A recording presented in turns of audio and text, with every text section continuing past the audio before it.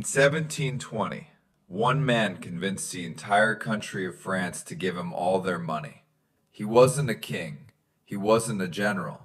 He was a Scottish gambler who had once killed a man in a duel and fled to Europe to escape the hangman's noose. Within 10 years, he became the most powerful man in France, and then, in a single year, he destroyed the entire French economy. His name was John Law, and what he invented still haunts us today. Most people have never heard of John Law, but if you've ever held paper money in your hand, you're living inside his experiment. He didn't just bankrupt a country. He introduced the world to something it had never seen before. Money that wasn't backed by gold. Money backed by nothing but trust.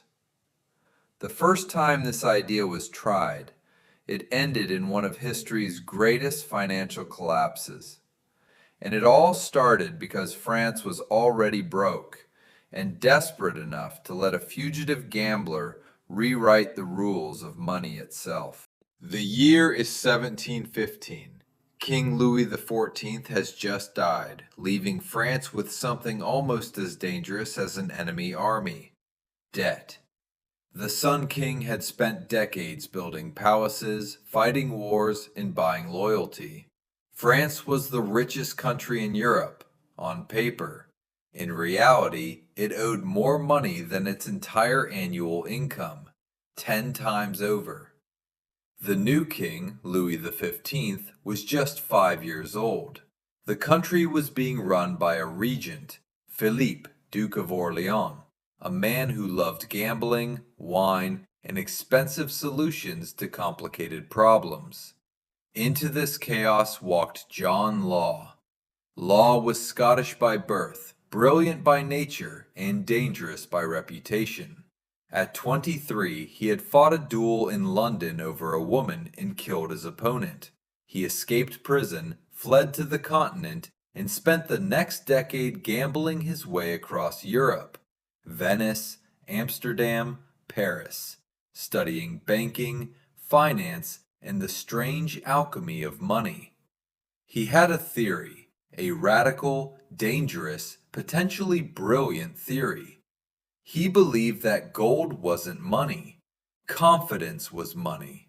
If people believed a piece of paper was worth something, it was worth something. And if you could print enough of it, you could grow an economy without digging anything out of the ground. The Duke of Orleans was desperate. France was drowning. And John Law had a plan. In 1716, Law was given permission to open a private bank, the Banque Générale. He issued paper notes. The notes could be used to pay taxes, and, crucially, the king guaranteed their value. It worked beautifully. Credit started flowing. Merchants could borrow. Trade expanded. For the first time in years, France started to feel wealthy again. Encouraged, Law proposed something bigger. He had acquired a company, the Mississippi Company, which held the rights to trade in France's colonies in North America, Louisiana, the Mississippi River Valley. Vast, largely unexplored territory that Law described with almost religious enthusiasm. Gold, silver, furs, land, endless wealth waiting to be claimed. He began selling shares in the company, and people bought them, at first slowly, then faster, then with a kind of madness.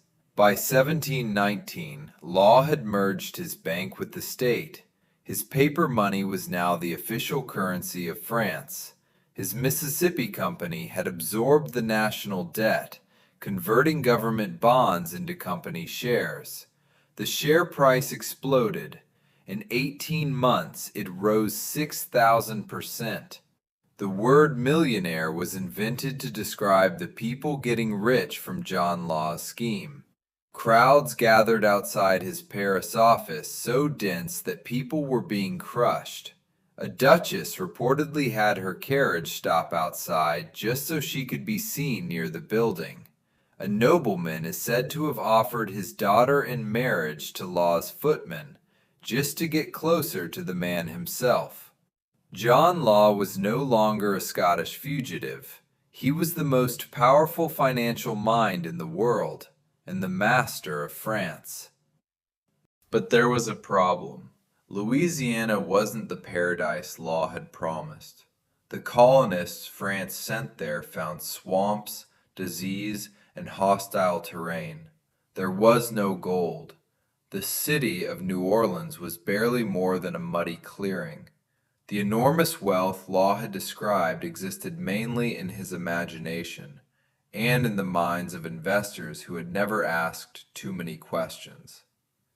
Quietly, at first, the doubts began. A few of the wealthier investors started selling their shares, discreetly converting paper money back into gold and silver, shipping it out of France. Law saw what was happening. He did what any desperate man does when the story starts to fall apart. He doubled down. He banned the private ownership of gold. Anyone caught holding more than a small amount could be fined, imprisoned, reported by their neighbors. He sent spies into the markets. He made it illegal to export precious metals. He was trying to hold the whole system together through sheer force of will. It didn't work. Word spread. Confidence, the very thing Law had always said was the foundation of money, began to crack. In the spring of 1720, shareholders started demanding that their paper notes be exchanged for real gold. The bank couldn't keep up. Lines formed, then crowds, then riots. In May 1720, a mob gathered outside the bank. People were trampled to death trying to exchange paper for gold. The share price, which had once made fortunes overnight, began to collapse. Here's the part of this story that most history books skip over. John Law wasn't a con man. That's what makes this story so disturbing. He genuinely believed his own theory.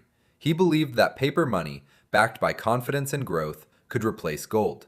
He believed Louisiana would become rich. He believed that credit could lift an entire nation out of poverty. He was wrong about the specifics, but he was right about the principle. Because what John Law invented in 1716, paper money, central banking, government-backed currency, the separation of money from physical commodities, is exactly how every economy in the world operates today. The US dollar is not backed by gold. It hasn't been since 1971. Neither is the euro, the pound, or any major currency. Modern money is, at its core, John Law's experiment, run more carefully, with better controls, and vastly larger safety nets. Law himself was ruined. He fled France in December 1720, disguised and almost penniless, the same way he had arrived, as a fugitive. The Duke of Orleans, the man who had given him power, was conveniently unavailable to help. The Mississippi Company collapsed. The national debt returned. France's economy, briefly dazzling, fell back into poverty and stagnation, a financial trauma so deep that some historians trace the French Revolution, 60 years later, partly to the distrust of government and banks that Law's collapse had created.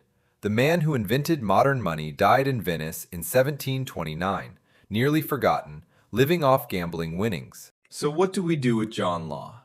He was a murderer and a genius, a fugitive and a visionary. He destroyed the French economy and invented the system that runs the global economy today. The Mississippi Bubble is remembered as one of history's greatest financial disasters. But strip away the chaos, and what you find is a man who was, in almost every important way, correct. Money is not gold. Money is trust. Print too much of it, lose control of the narrative, and people panic.